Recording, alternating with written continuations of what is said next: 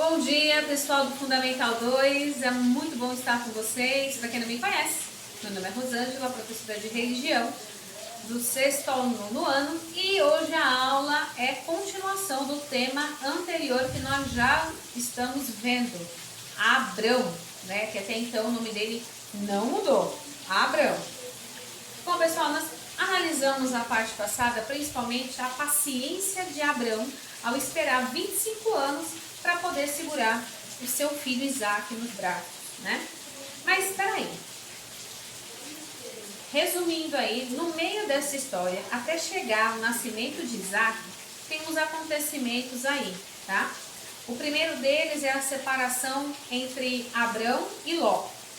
Ló é sobrinho de Abrão, o qual ele tinha um afeto muito grande, porque como vocês sabem, Abrão não tinha filhos ainda, aos 75 anos de idade, sua esposa não podia gerá-los, então ele adotou Ló como se fosse filho dele. E aí veio a primeira ruptura, aí, a primeira dor no coração de Abrão. E é tão interessante que nessa dor, dessa perda, né? Quando eles se separam e ele fala assim, olha Ló, você pode escolher, se você for para Campina eu vou para o deserto, se você for para o deserto eu vou para Campina, para as Campinas. E Ló, obviamente, escolheu o lugar mais fértil, mais bonito, né? E foi. E Abraão voltou para o deserto.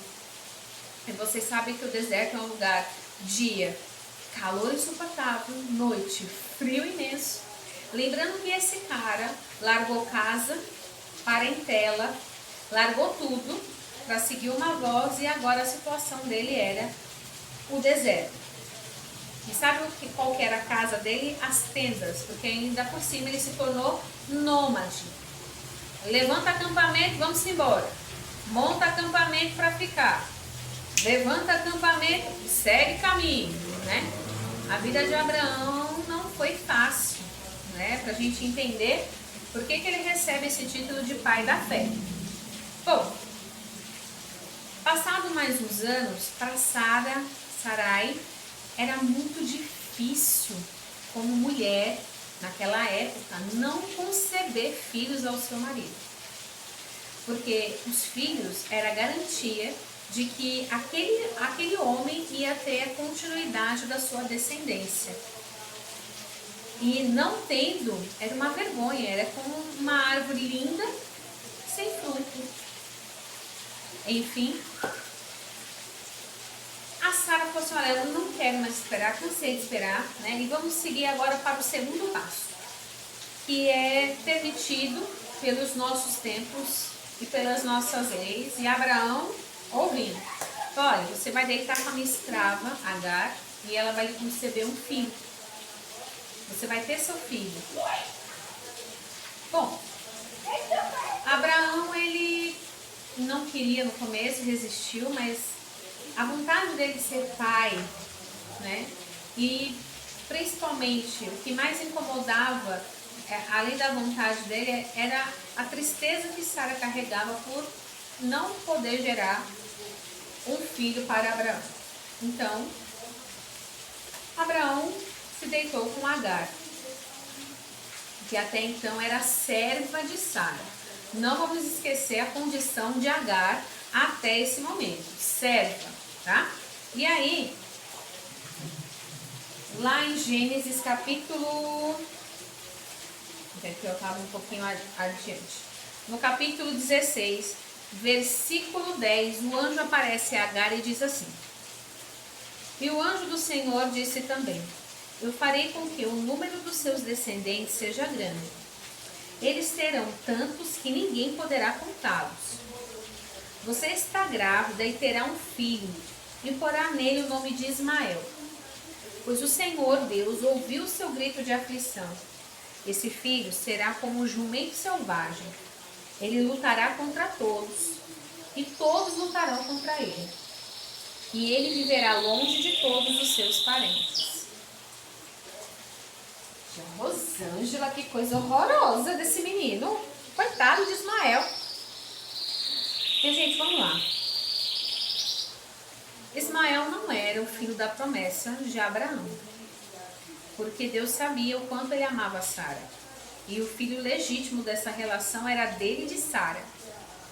Ismael veio, né, mais para... porque Sara não teve paciência de esperar, pelo certo. E Ismael veio. Só que quando Ismael nasceu, reparem na condição que eu havia falado a vocês. Agar era serva. Quando Ismael nasceu, ela se encheu de direitos. Ela começou a humilhar Sara, porque ela concebeu o filho e Sara não. E Sara aguentou isso por um tempo. Mas depois de um certo tempo, a gente sabe que quem sofreu bullying ou algum apelido carinhoso, né, sabe que não é assim que a gente encara as coisas, né? Enfim, Abraão, percebendo a rixa ali das duas, um dia percebeu Sara muito triste, e Sara não aguentou e disse para ele: olha, é o seguinte, ou você fica com ela ou você fica comigo. As duas habitando no mesmo espaço não dará certo. Lembra aí que aqui na profecia o anjo disse a ela que esse menino cresceria longe da sua parentela? Pois é. E aí Abraão teve que colocar Agar e Ismael para viver longe dele. Claro que ele deu toda a assistência financeira a Ismael, mas ele não pôde ser tão presente quanto ele foi presente na vida de Isaac. E Ismael gerou um povo que hoje acreditam-se ser os muçulmanos, e de Isaac, os judeus. E dizem que é por isso que hoje há tanta rivalidade entre eles, por conta desses dois rebentos aí que nasceram em vertentes diferentes. Pode ser, né? Não sei ao certo, mas é isso que dizem, né? Mas aí a história hoje vai um pouquinho mais além. Então reparem que Abraão saiu da casa dele, da parentela dele, do conforto dele para ficar nômade no deserto. Perdeu o sobrinho, o convívio diário com o sobrinho, teve que ficar longe do primeiro filho, que foi Ismael, né? Enfim, para Abraão eu presumo que foi muito difícil, porque é uma parte da Bíblia que vocês vão ver depois, lá em Gênesis 16, que ele, quando vai falar com Agar, ele sente muito pelo menino, porque era o que ele mais queria na vida, era o filho. E ele teve que perder de novo. E aí, Deus sabendo dessa situação, vocês vão colocar aí lá em Gênesis capítulo 18, tá? E diz assim: Deus promete um filho a Abraão. Lembrando que essa promessa, né, já é a confirmação do que ele já tinha escutado há uns anos atrás, tá? O Senhor Deus apareceu a Abraão no bosque sagrado de Mamre. Era a hora mais quente do dia. Olha, qual era a hora mais quente do dia? Meio-dia, muito bem. E Abraão estava sentado na entrada de sua barraca. Ele olhou para cima e viu 3 homens, de pé na sua frente. Quando os viu, correu ao encontro deles, ajoelhou-se, encostou o rosto no chão e disse: Senhores, se eu mereço a sua atenção, não passe pela minha humilde casa sem me fazer uma visita. Vou mandar trazer água para lavarem os pés e depois os senhores descansarão aqui debaixo da árvore. Também vou trazer um pouco de comida e assim terão forças para continuar a viagem. Os senhores me honraram com a sua visita, portanto, deixe que eu sirva. E eles responderam: está bem, nós aceitamos. Primeiro, Abraão estava no meio do deserto e de repente ele se depara com 3 homens diante dele. Ele foi rápido em perceber a oportunidade. E o povo judeu é um povo muito hospitaleiro, né? Eles são muito... eles têm esse costume de ajeitar você quando você visita, enfim, é normal. Isso é cultural deles mesmo. Mas Abraão fez isso para atender os forasteiros, mas ele sabia que tinha algo diferente com aqueles caras, né? Ele reconheceu a oportunidade ali. E quando eles aceitam, Abraão correu para dentro da barraca e disse a Sara, no versículo 6, depressa, pegue os 10 quilos de farinha e faça pão. Em seguida ele correu até onde estava o gado, escolheu um bom bezerro novo e o entregou a um dos empregados, que o preparou para ser comido. Abraão pegou coalhada, leite e carne preparada e pôs tudo diante dos visitantes. Ali, debaixo da árvore, ele mesmo serviu a comida e ficou olhando.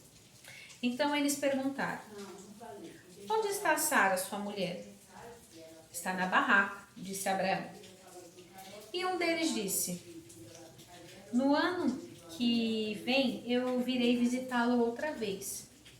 Olha só, minha gente, no ano que vem eu irei visitá-lo outra vez. Quer dizer, não era naquele momento ainda.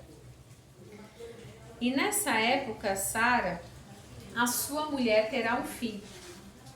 Sara estava atrás dele, na entrada da barraca, escutando a conversa. Abraão e Sara eram muito velhos, e Sara já havia passado da idade de ter filhos.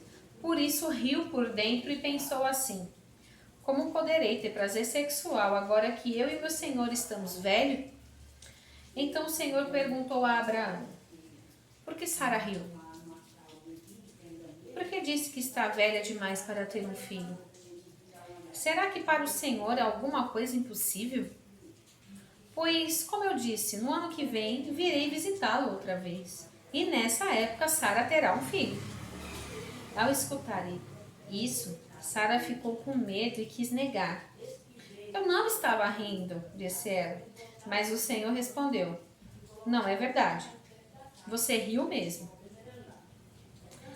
Depois, os visitantes se levantaram e foram para o lugar de onde podiam ver a cidade de Sodoma.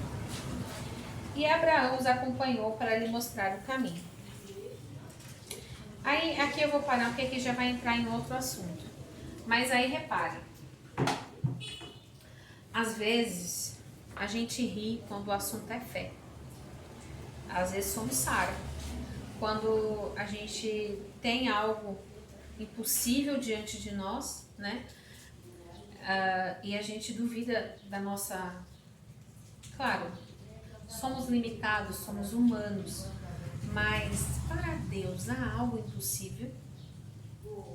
Por que vocês acham que Deus esperou Abraão completar 99 anos para ser pai? E Sara, né, quando ela fala aqui, como eu, velha, e meu Senhor, né, que Sara amava tanto Abraão e respeitava tanto Abraão, que ela chamava ele de meu Senhor. Para muitos, né, ouvindo isso, vai falar assim, nossa, que é Amélia, né, mas para ela era natural. E sendo bem verdadeira com vocês, no momento, naquele momento a nossa cultura era muito patriarcal. E o homem tinha realmente esse poderio sobre a mulher, né? Senhor. Só que Abraão tinha esse perfil de ser líder, mas ao mesmo tempo ele não era grosso, ele não era rude, ele não era violento, muito pelo contrário, né? Abraão, ele era um homem bom. E por isso Sara o amava tanto ao ponto de chamá-lo de Senhor. Então, quando o anjo aparece ali, né, e fala, olha, o ano que vem, minha gente, pensa bem, você já está velho, se coloca no lugar de Abraão, vamos lá, vamos nos transportar. Você já está velho, você já está no bico do corvo, vamos fazer a coisa real. Você já está esperando isso há anos, há décadas. E aí o anjo vem e fala assim, olha, eu estou vindo aqui hoje, mas eu vou vir só agora o ano que vem. E o ano que vem, com a minha próxima visita, é que Sara vai conceber um filho. É um teste de paciência, não é? E Abraão, ele falou, tá legal. Ele não contabilizou tempo, né? Ele não contabilizou E ele sabia que era impossível ele gerar um filho. Não tinha condições humanas para isso acontecer. A única dependência que ele tinha era de Deus. Se Deus não desse, seja lá o tempo que fosse, ele sabia que ele não ia ter. Só que Sara, ouvindo, lembra que Sara já tinha duvidado no meio do caminho quando entregou Agar para dormir com o próprio marido. E agora Sara de novo. Mas Sara representa a gente, porque eu, Rosângela, não teria a fé de Abraão. Sou sincera. Deus sabe que eu não estou mentindo, né? Então, quando o anjo aparece e fala, e Sara fala, Sara não disse uma palavra, mas ela pensou com ela, falou, como eu, velho, e meu senhor velho, podemos ter filhos agora? Ô dó. Mas o anjo disse, por que Sara riu? Por que ela está duvidando que ela vai ter um filho ano que vem? Para Deus é alguma coisa impossível? E aí, essa infertilidade, né, essa ausência desse filho, trazendo para os nossos dias atuais, né, podemos dizer aí, será que para Deus a cura de um vírus é impossível? Será que se a gente intensificar a nossa vida realmente, a entregar a Deus e pedir para que Ele tenha misericórdia de nós, será que para Ele é algo impossível? Né? Para quem acredita e tem fé, a gente sabe que o tempo é dele, né? Uma hora disseram, daqui vai ser um mês, daqui 2 meses, o negócio está passando, o tempo está passando e ninguém consegue. Sabe por quê? Porque a ciência, a loucura, né? A loucura que a gente não consegue entender, para Deus é claro. E para a gente às vezes não precisa entender, a gente só precisa confiar. E foi o que Abraão fez. Ele não queria entender nada, ele só queria saber que o dia dele ia chegar e que ele ia segurar o filho dele nos braços. Como? Não tinha para que ele saber como. Para quê? Ele vai ter que saber como, né? O que ele queria mesmo era realizar o que ele determinou na vida dele. E isso, gente, essa palavra é para tudo na nossa vida, né? A confiança, né? A nossa, como eu disse lá no início, começa lá na aliança, quando você coloca Deus realmente na sua vida, não como alguém longe, mas aquela pessoa perto, presente. Quando você começa a ter uma proximidade com a divindade, isso muda a gente, muda nosso DNA, muda nosso nome, mudou o nome de Abraão, mudou o nome de Sara e muda a nossa identidade com certeza, né? Bom, e hoje como é uma história que mexe muito, eu pelo menos eu fiquei, essa história mexeu comigo de muitas maneiras, né? Primeiro que às vezes a gente duvida de tudo. Às vezes a gente fraqueja, às vezes a gente não mantém uma aliança com Deus, às vezes somos ingratos, às vezes não sabemos reconhecer a oportunidade que Abraão reconheceu quando viu os anjos. Mas em todas essas falhas humanas que temos, é normal, né? É normal, somos humanos, somos incompletos, não somos seres corretos, perfeitos, longe disso. Mas somos sujeitos que estamos a todo momento em construção. Somos sujeitos que estamos a todo momento prontos a aprender, a ter uma nova oportunidade, a ter uma nova vida, a ter um novo jeito de olhar as coisas. Porque essa pandemia atingiu cada um de um jeito. Alguns perderam a saúde, outros estão com problemas financeiros, outros estão depressivos por conta do isolamento social. Então, para cada um, isso dói de um jeito, isso dói de uma forma. Para outros trouxe a fome. Então, para cada um está doendo de um jeito. E em nome disso, que a gente está construindo aí o nosso diário, tenho certeza que vocês estão. E em nome disso também que eu vou falar com vocês que hoje vocês vão me enviar o roteiro de Anne Frank, né, que foi solicitado semana passada. E só a partir daí, do que eu ver nas leituras que vocês fizeram, é que a gente vai dar andamento aí nos próximos passos do projeto do livro, né? Mas hoje a atividade é escrever. Escrever. O que essa história trouxe para você. Mas faça com gosto. Faça com uma coisa que você não faz há muito tempo. De repente a sua aliança aí com Deus está esquecida em algum móvel, em algum lugar da sala. Vamos dedicar esse momento para a gente estreitar a nossa relação com o divino, independente da sua fé, da sua crença, religião. Nós vamos escrever. Escrever o que essa história nos trouxe e o que queremos dela.